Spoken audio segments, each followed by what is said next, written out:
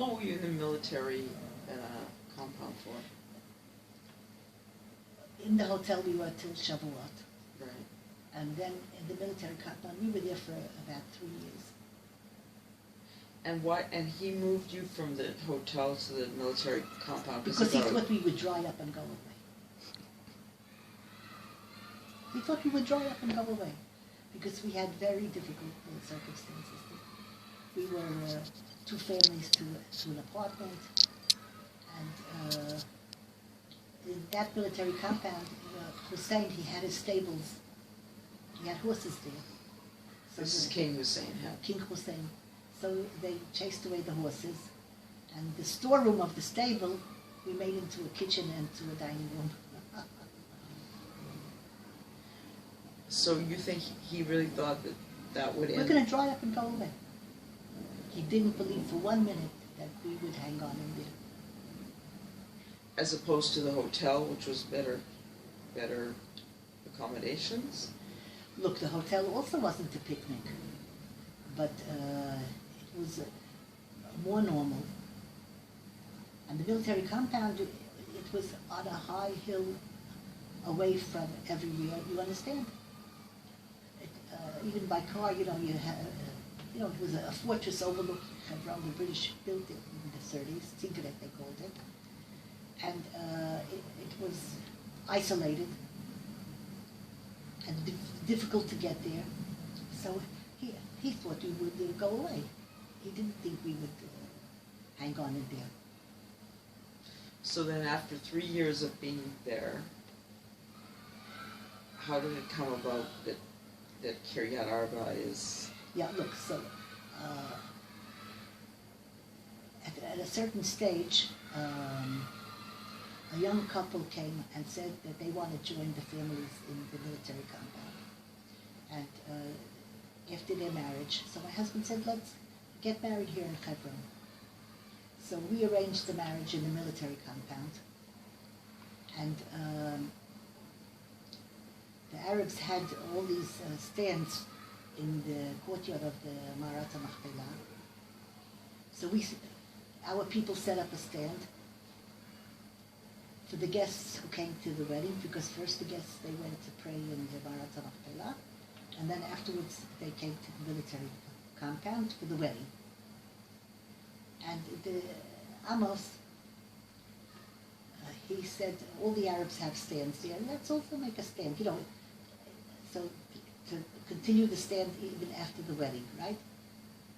So they put up a stand, and they spoke with the Arabs, got a second-hand fridge, got bottles of soda, and so the general, the Moshel, he came and he said, who gave you permission to set up the stand? So they said... That's the military governor, the Moshel. So the guy there says, who gave the Arabs permission? Then we learned that the Arabs don't need permission. The Jews do. So he said, take off. They called my husband, and my husband said, look, I give you my word. Tonight we'll take off, but I don't want to take off in front of the Arabs. It's very humiliating. He said, you're going to take off now. So my husband said, no. So he sent the soldier, and they had a board there with baize material, on sawhorses, and the soldier turned it over, and all the Arabs left. And then at night they called my husband, and they said, because you put up the stand without permission, this was Shlomo Gazit, you should know, we are evicting 3 Jews from Hebron. So my husband said... And the stand was put up in the field of the Machpelah, the yard of the Machpelah. Because all the Arabs, there were tons of visitors the whole time after the 6-day war to Marat HaMachpelah. So the Arabs had stands there, the Jews would buy cold drinks, buns, what have you. So they also set up a stand. So they said, because you set up this stand and you didn't ask for permission, then They're evicting three. They're evicting. And did they evict them? So then my husband, he told the papers. He asked them, "Can I tell the papers?" He said, "Sure." So he told the papers, and the papers made it sound like we had a restaurant, and they destroyed the restaurant. You know what I mean? It was a very unclear picture, video, exactly what 3 Jews to be evicted from Hebron. And then the Cherut opposition people in the Knesset, they got up on their hind legs and they said, "How can Jews evict Jews from Hebron?" And one of the Cherut ladies, she said, "And if the Arabs would have taken over the Ganya, would someone evict Jews from the Ganya? How can Jews evict Jews from Hebron?" So there was a big hue and cry. And the Mapai, they backed down. And from that cold drink stand came the decision to build Kiryat Arba. Really? That's how we say, we just have to hang on in there. And then God, He gives openings. You understand? Because we didn't, it wasn't because of our talent that things progressed. Suddenly God gave an opening. You understand? Now, they had bought, whose land was Kiryat Arba? We talked about whether it was the Jabari family, and they... No, I don't know. I think it's Admat Medina, no? Well, actually, it became Adamat Medina after the army took the land from the Jabari family and the Dana family. But technically speaking, they had to get reparations for it being taken over by the Adamat Medina so that it could be given to the Jews in Kiryat Arba. It actually belonged to the Waqf, like all the land. Yeah, I'm not versed in these, that's not my part of the game. Right. So that was your dealing with Shlomo Gazit. Yeah, he was in the military government. Right. Did you have other dealings with him? Look, other than that, he wrote very uncomplimentary, said very uncomplimentary things about us. Yeah, I forgot. This was a What's man, his name? Amos? Amos Ben Shefer. Amos Ben Shefer. And he was at the... He, my husband put an advertisement. Where did he meet him? He joined my husband at the very, very beginning. And he was irreligious, totally irreligious. But he was very Zionistic. So he went, in the beginning, he joined my husband, and he knew all the ropes because he was a Mapainik. He was, he knew how to go to members of the Knesset. You know what I mean? He knew the army. Anyhow, so he told me like this: they wanted Aluf Pikud Merkaz. I don't know what that is in English. The Central Command, General of the Central Command. General of the Central Command, that he should get permission from him to come to Hebron for Passover. So Amos says he didn't, this general, he doesn't think that he understood that we wanted to come to settle. He thought we wanted to come to be there for the holiday and pray in the Marat HaMachpelah. You understand? He, from what he understood, he doesn't think that he knew that it was the whole, you understand? Yeah, so he thought you were... We wanted to come for the holiday and pray in Marat HaMachpelah. And he gave us permission. Uh-huh. And that was Uzi Narkis. Yeah. And Uh-huh. Okay, so that would explain when you said they knew that you wanted to come to Hebron and for the holiday, but not that you wanted to come to stay permanently. Ad infinitum, Yeah. Okay. That that makes sense. Yeah. Because that makes sense in terms of. Yeah, they didn't think we're a settlement. Yeah. Okay, I understand now.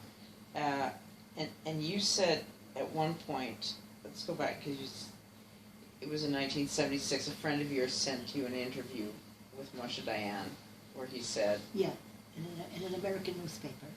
He said, the interviewer asked him, so my husband, he wrote a decision on an envelope with a pencil.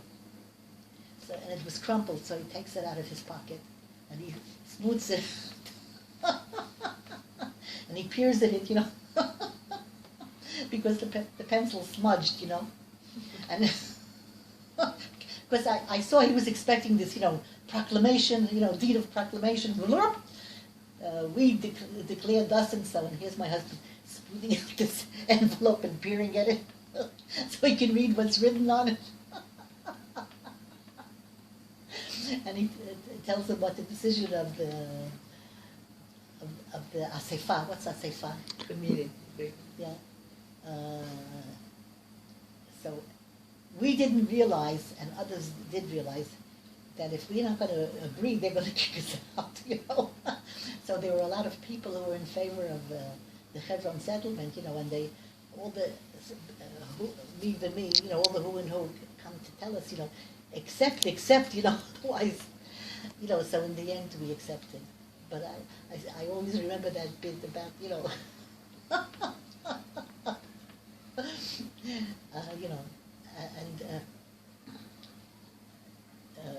so we said the army is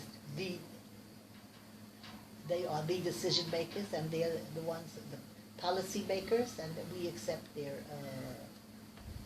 what do you call it? We accept their supervision. Supervision. They're over. Yeah. They're the overlords.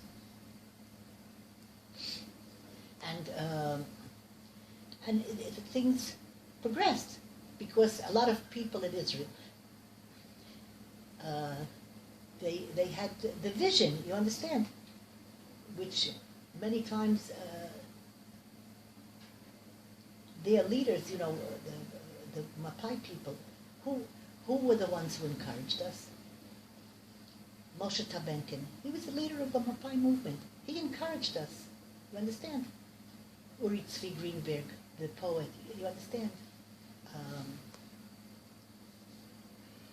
Ben Gurion himself was one of the first people to visit the Mara, I think. Yeah. And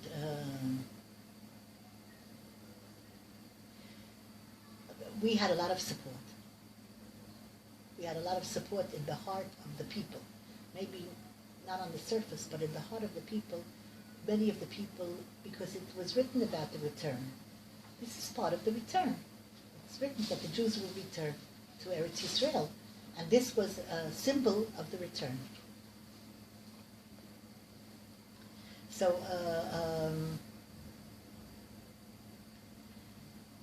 and nobody was dead set against it, but after the Yom Kippur War, they lost their nerve.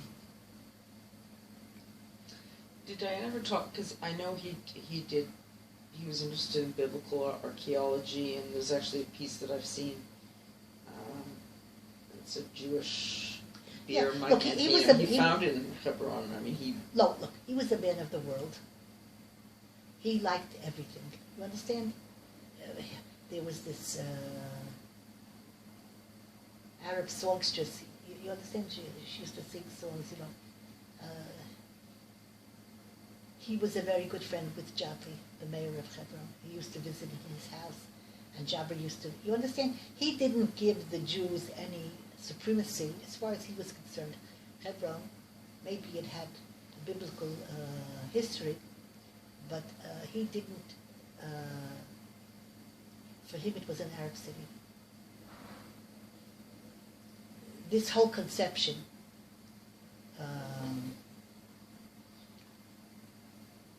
The Arabs, whoever reads about the history, the Arabs are tribes. It's the Europeans who gave them countries, because the Arabs, they're really tribes. Shmuel Mushnik, he knows, there were archaeologists here about 100 or 200 years ago that said that they have no national conscience. Absolutely. Also, Lawrence of Arabia said the same thing about the Palestinians. Yeah. And the Seven Pillars of Wisdom said they're tribes. The Arabs are tribes. So, and the Europeans, they made them countries with borders, but they still remain tribes, and they still fight each other. His conception wasn't accurate. And so our whole presence in Hebron is because of the Bible. And we remain true to the Bible. So that's why we continue the way we continue. The opening of the Jewish cemetery, that was Shimon Peres that allowed the Jews to be buried there. Because we made a... How did that happen exactly? Sarah Nachshon, because I was nurse, Kiryat Arba. We were 3 nurses there. She called me up. She said, I'm trying to wake up the baby. He doesn't want to wake up. So I called up the second nurse, and she brought an injection. We went to Sarah's house, and Tzvia was already there, Tzvia Chapshush, trying to resuscitate. And then we get into the ambulance, and the whole way we were resuscitating, the 3 nurses taking turns. And we get to Bikur Cholim Hospital, and they tried to revive, and the baby died. And then Sarah Nachshon, she said, she was crying over him, and she said, oh, my baby, she said, he was born in Hebron, because she didn't have time to get to the hospital. They made his bris milah in the Bar Samach, and he died. She said, God, why did you do this to me? And then she started saying, because you want him to be buried in Hebron. She said, my baby is going to open up Hebron. And then my husband came, and she said to him, I want the baby to be buried in Hebron. So he said to her, but they won't allow it. So she said, who told you to ask? He said, are you willing? He said, there's going to be a struggle. Are you willing? So she said, yes. So we got into a tender, and they put the body in the back, and there was Sarah and me and the driver, Shali. And by Talpiyat, 2 Chabadnikim, they got into the back of the tender together with the body, and they said Tillim, and we came to the Tzomat HaZchochit, and 200 soldiers were there. They heard that we want to bury the baby. And they were stopping all the cars, opening up the cars, looking for a coffin. No coffin. The body was on the floor of the tender. And then my husband, the commanding officer of the soldiers who came to prevent us, my husband said to him, you want to know where the baby is? So he went with him, he opened up the door of the tender, and he showed him lying on the floor of the tender. And Sarah said to the commanding officer, she said, if you don't let the car through, I'm going to take him on my arms and I'm going to walk in Hebron. So they kept having contact with Paris. He was on the phone with them, And they said the mother wants to take the body and go in the streets of Hebron. So there was a point that Paris said, okay, let them through. Cemetery, she said to me, Miriam, look, my son is going to be buried with all the tzaddikim v'atorim shel Hebron. And then when we come out of the cemetery, it was already nearly sunset, and she said, look, the lights of Hebron are going on. Why isn't there a single Jewish light in the city of Hebron? When will the government let Jews live in Hebron?